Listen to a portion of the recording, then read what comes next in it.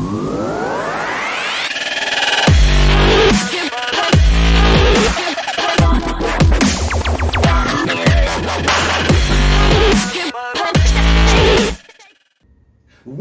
to Kyle Anthony's UFC betting show. I am Kyle Anthony, and welcome to the podcast. Welcome to the bet review show for UFC 242, Khabib Nurmagomedov versus Dustin Poirier. We're going to go over the three free plays that we had.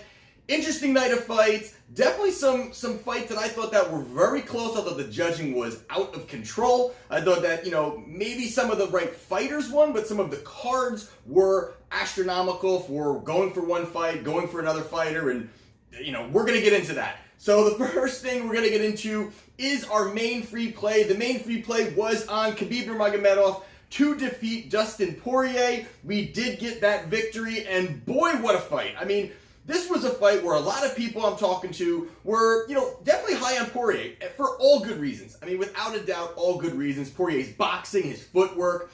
But the big part for me was just the fact that he would have to be in arm's range for Khabib. He'd be able to get his hands on him. And Poirier, not much of, throwing kicks, definitely threw a couple leg kicks, but not enough that it would really push Khabib away. And you saw that early on. Definitely Khabib kind of allowed Poirier to stand for a little bit, kind of seeing his movement, kind of seeing what he was going to do, finding the right opportunity to go for the takedown. And any point that you saw where, Khabib had his hands on Dustin looked like, holy cow, this guy's strong. I mean, you saw that, he really wasn't able to do much. He was able to wrap around the smothering. I mean, just a dominant performance from beginning to end. And even the little opportunity where Dustin kind of pushed forward, it's always funny. I always find that funny when a guy is so dominant and he's hit maybe once or twice, the crowd goes crazy. It's like you're just not even used to seeing any damage happen to Khabib. And when there's a flurry of shots, people, will talk about that and say, wow, look what happened. He may have landed one, but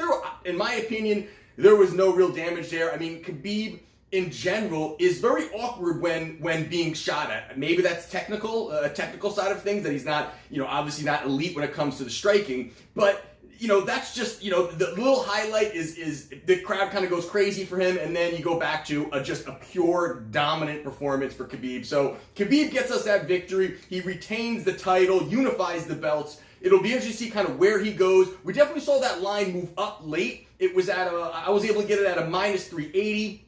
It moved up to about a minus 440.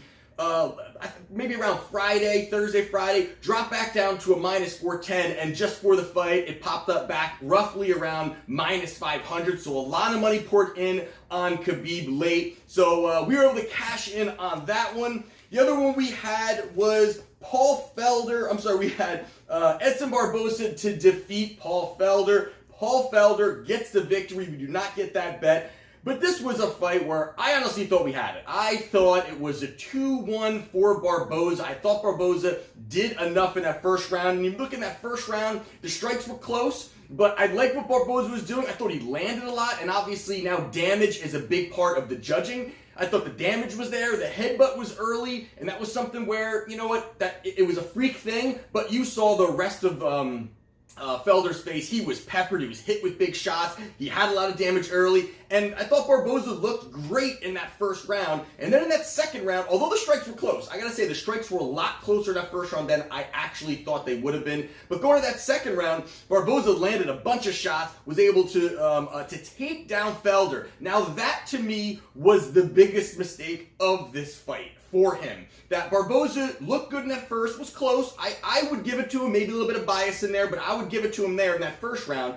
But that second round, I really thought that without a doubt he got it. But the takedown, he took a lot of damage. I mean, he took a couple big elbows, and that's something where absolutely, in my opinion, where Felder really allowed Barboza to stand in certain spots. And that's also why I didn't like Felder. Felder, his volume isn't normally too high, his output, his pressure, and early you were seeing that. And then I think that once they started getting in the clinch, that's really where those elbows of Felder are just huge. He's able to land them very quickly, land them from big angles, and as soon as Barboza took him down, I was excited. Great, he's taking him down. And then I thought, this is not the world where Barboza comes from. What the hell is he doing on the ground? So it was kind of awkward to see that, but then he couldn't get out of it. So he took him down, and then he realized, what am I doing here? He couldn't get out, and that was where just escaping, Felder landed some big shots. And I thought that, honestly, in that, although, Barboza landed more shots,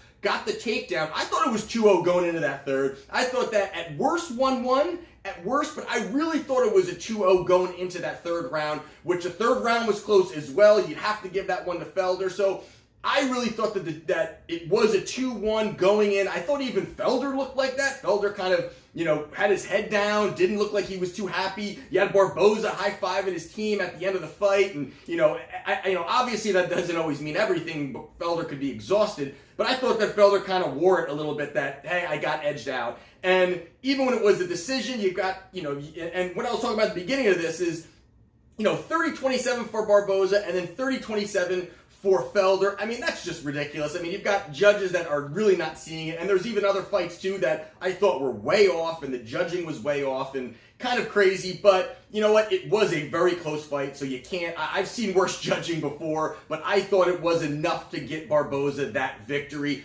Felder does get that victory, so we do not win on the other free play. The last free play we had was Andrea Lee versus Joanne Calderwood.